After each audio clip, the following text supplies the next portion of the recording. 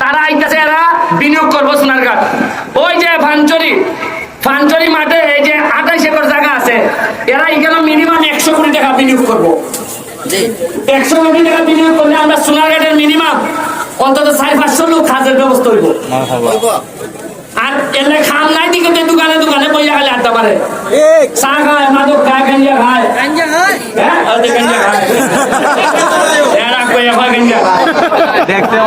দেখছে আসতে না তা।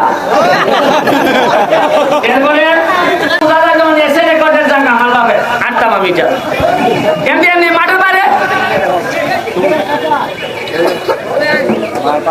আমি এমন এক এলাকার এমপি হয়েছি, আমার যে প্লেয়ার সাইজ দেখছেন নি আপনি, এটা 5 ফুট 5.5 ফুটের বেশি ভাই না।